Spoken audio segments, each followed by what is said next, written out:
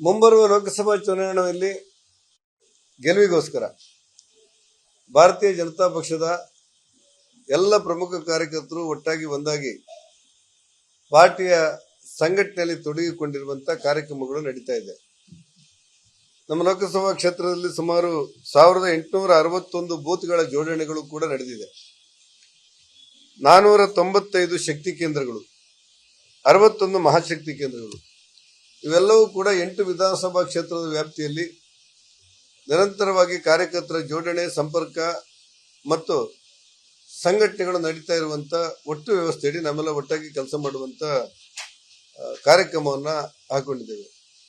ನಿಶ್ಚಯವಾಗಿ ಕಳೆದ ಸಾರಿಗಿಂತ ಹೆಚ್ಚು ಮತಗಳ ಅಂತರದಲ್ಲಿ ಗೆಲ್ಲಕ್ಕೆ ಬೇಕಾದ ಎಲ್ಲ ಕಾರ್ಯತಂತ್ರಗಳು ಮತ್ತು ಸಂಘಟನಾತ್ಮಕವಾದ ಚಟುವಟಿಕೆಗಳು ದಕ್ಷಿಣ ಕನ್ನಡ ಲೋಕಸಭಾ ಕ್ಷೇತ್ರದಲ್ಲಿ ನಡೀತಾ ಇದೆ ಅನ್ನೋದು ನನಗೆ ಅತ್ಯಂತ ಖುಷಿ ಕೊಟ್ಟಂತ ವಿಚಾರ.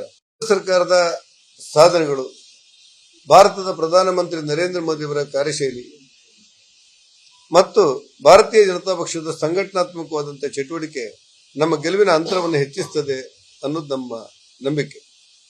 ದುರಾದೃಷ್ಟಕ್ಕೆ ರಾಜ್ಯ ಸರ್ಕಾರದ ಗೊಂದಲಗಳು ಕೂಡ ಒಂದಷ್ಟು ಸಾರ್ವಜನಿಕ ಜೀವನದಲ್ಲಿ ಚರ್ಚೆ ಆಗ್ತಾ ಇದೆ. ಸಂವಿಧಾನವನ್ನು ಉಳಿಸಬೇಕು ಅಂತ ಹೇಳಿ ಸಿದ್ದರಾಮಯ್ಯನವರು ಒಂದು ಸಮಾವೇಶವನ್ನು ಮಾಡ್ತಾರೆ ಬೆಂಗಳೂರಿನಲ್ಲಿ, ಕೋಟ್ಯಾಂತರ ರೂಪಾಯಿ ಖರ್ಚು ಮಾಡಿ. ಸಂವಿಧಾನದ ಬಗ್ಗೆ ಯಾರೇ ಏನೇ ಕಾರ್ಯಕ್ರಮ ಮಾಡಿದರೂ ಕೂಡ ನಾವು ಗೌರವಿಸಬೇಕಾದದ್ದು ನಮ್ಮೆಲ್ಲರ ಜವಾಬ್ದಾರಿ, ನಮಗದು ಖುಷಿ. ದುರಾದೃಷ್ಟಕ್ಕೆ ಸಂವಿಧಾನ ಉಳಿಸಿ ಅಂತ ಹೇಳುವಂತಹ ಒಂದು ಕಾರ್ಯಕ್ರಮವನ್ನು ಕಾಂಗ್ರೆಸ್ ಪಕ್ಷದ ಕಾರ್ಯಕ್ರಮವಾಗಿ ಪರಿವರ್ತನೆ ಮಾಡಿ ದೇಶದ ಪ್ರಧಾನಮಂತ್ರಿಯನ್ನು ನಿಂದಿಸುವಂತ ಕುಕೃತ್ಯಕ್ಕೆ ರಾಜ್ಯದ ಮುಖ್ಯಮಂತ್ರಿಗಳು ಹೇಳಿದ್ದು ಅತ್ಯಂತ ನೋವಿನ ಸಂಗತಿ ಅನ್ನೋದನ್ನು ಉಲ್ಲೇಖ ಮಾಡಬೇಕು. ಒಂದು ಹೆಜ್ಜೆ ಮುಂದೆ ಹೋಗಿ ಅವರ ಚಟುವಟಿಕೆಗಳನ್ನು ಗಮನಿಸಿದ್ರೆ ಸಂವಿಧಾನಕ್ಕೆ ಧಕ್ಕೆ ಬಂದಿದೆ ಅನ್ನುವಂತ ಅಪಪ್ರಚಾರದಲ್ಲಿ ತೊಡಗಿಸಿಕೊಂಡು ಕೇಂದ್ರ ಸರ್ಕಾರವನ್ನು ಅಪರಾಧಿ ಸ್ಥಾನದಲ್ಲಿ ನಿಲ್ಲಿಸಲಿಕ್ಕೆ, ಭಾರತದ ಪ್ರಧಾನಮಂತ್ರಿಯವರನ್ನು ದೂಷಣೆ ಮಾಡಲಿಕ್ಕೆ ಸರ್ಕಾರಿ ಖರ್ಚನ್ನು ಮಾಡಿರುವಂತಹ ಸಿದ್ದರಾಮಯ್ಯನವರು ಈ ದೇಶದ ಸ್ವಾತಂತ್ರ್ಯಕ್ಕೆ ಸವಾಲೊಡ್ಡಿದ, ಭಾರತದ ಶಿರಸ್ಸಾಗಿರುವಂತಹ ಕಾಶ್ಮೀರ ಆಕ್ರಮಿತ ಕಾಶ್ಮೀರ ಅಂತ ಘೋಷಣೆ ಮಾಡಿದ, ಭಾರತಕ್ಕೆ ತೊಂದರೆ ಕೊಡುವಂತ ಇರುವಂತ ಪಾಕಿಸ್ತಾನ ಪ್ರೇರಿತ ಉಗ್ರಗಾಮಿಗಳನ್ನ ಬೆಂಬಲಿಸಿ ಮಾತನಾಡಿದ ಮತ್ತು ಭಾರತದ ವಿಚಾರಧಾರೆಗಳಿಗೆ, ಭಾರತದ ರಾಜಕಾರಣಕ್ಕೆ, ಭಾರತದ ಸಾರ್ವಭೌಮತೆಗೆ ಸವಾಲೊಡ್ಡಿದ ಬ್ರಿಟನ್ ಲೇಖಕಿ ನಿತಿನ್ ಕೌಲ್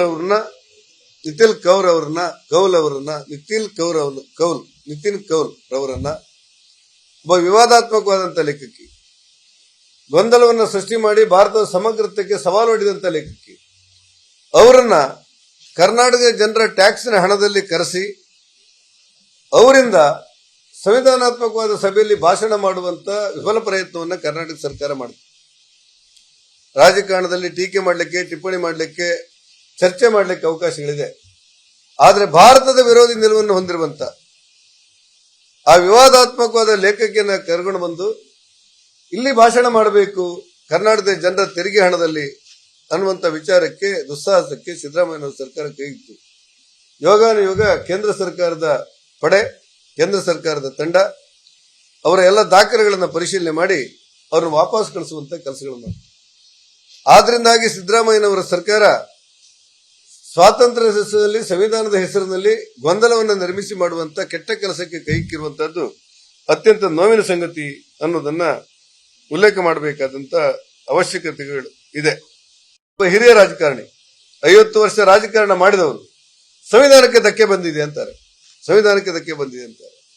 ನಾವು ವೇದಿಕೆ ಮೂಲಕ ಭಾರತೀಯ ಜನತಾ ಪಕ್ಷ ವತಿಯಿಂದ ನಿನ್ನೆಯೂ ಕೇಳಿದ್ರು, ಇವತ್ತು ಕೇಳ್ತಾ ಇದ್ದೇವೆ. ತುರ್ತು ಪರಿಸ್ಥಿತಿ ತಂದವರು ಯಾರು? ಬಾಬಾ ಸಾಹೇಬ್ ಅಂಬೇಡ್ಕರ್ ಅವರು ಮತ್ತು ಅವರ ತಂಡ ರಚನೆ ಮಾಡಿರುವಂತಹ ಸಂವಿಧಾನವನ್ನ 80 ಸಾರಿ ತಿದ್ದುಪಡಿ ಮಾಡಿದವರು ಯಾರು?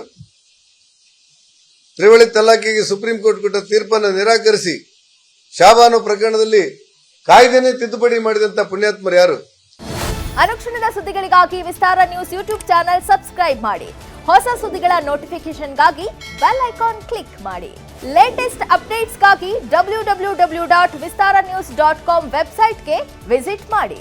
ಅಂಗೈಯಲ್ಲೇ ಜಗತ್ತಿನ ಸುದ್ದಿ ತಿಳಿಯಲು ವಿಸ್ತಾರ ನ್ಯೂಸ್ ಕನ್ನಡ ಆಪ್ ಡೌನ್ಲೋಡ್ ಮಾಡಿ.